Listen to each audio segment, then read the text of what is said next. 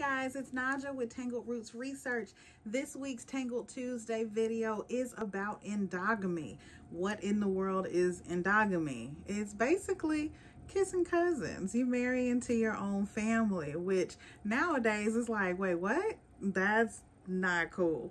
But it's actually a practice that was very common in certain areas. Sometimes the royal family would participate in this practice, certain religious groups, certain Native American tribes or other clans. If you really dig deep and do the research, as a genealogist, you're going to run across things that make you uncomfortable based on today's standards. But you have to put yourself in mind of what is common for that culture at a particular time in order to better understand the choices that some of your ancestors may have made. So endogamy is something that I think a lot of people are going to run into when they really start digging into their families. Think about the Catholic faith. There are some devout Catholics who don't feel like it's appropriate to date outside of their religion. Similar kind of a concept when it comes to people within, let's say, a native tribe that only marry other people within that tribe. Well, at a point, you're likely to be related to those individuals to some degree. Let's say, for example, if a community, a small town, is started by 4 families, at first, you're going to be able to intermarry within those families without any overlap. But as time goes on, everyone ends up being related to some degree. Everyone is your cousin. So if you're choosing to remain in that community and marry and find a mate, you're going to likely end up in a relationship with someone who shares some genetic connection to you. That can also relate to your DNA. When you do a DNA test and you see matches that maybe your connection to them is higher than you expected, it's possible that there is some overlap because you're connected to this person in more than one way. So that is something to keep in mind and consider when the DNA connection is not adding up as you anticipated that it would.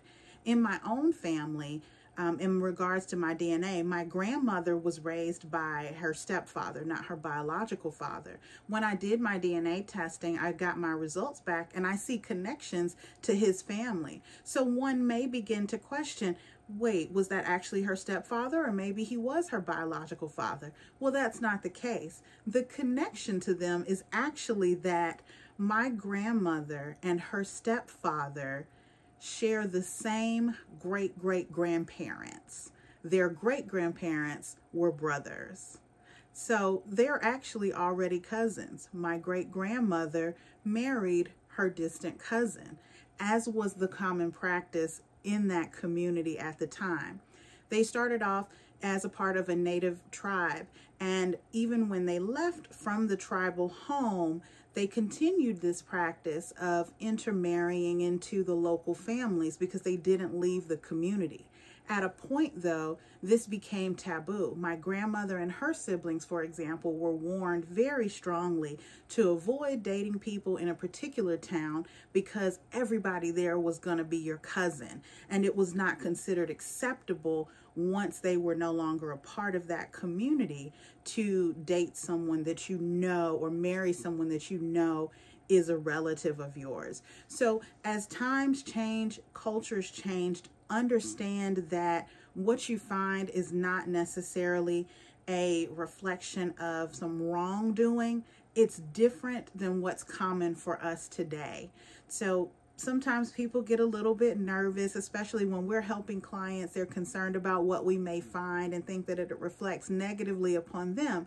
But just as your descendants are not responsible for your choices, you're not responsible for the choices of your ancestors. So don't let finding something like this, some overlap in your family where you realize that people are connected, don't let that discourage you and make you feel less than or feel shameful about your family history. Their choices resulted in your existence. And isn't that a positive thing? Without the decisions that they made, you wouldn't be here. So don't give too much thought to whether it was wrong or right or weird or gross. It was, and you are. and that's what's important. We can always be found online on Facebook and Instagram at Tangled Roots Research. If you're wanting us to help you along your journey, please contact us. We'd be more than happy to help. If you're going to go it alone, keep searching. Wishing you the best. Take care. Bye-bye.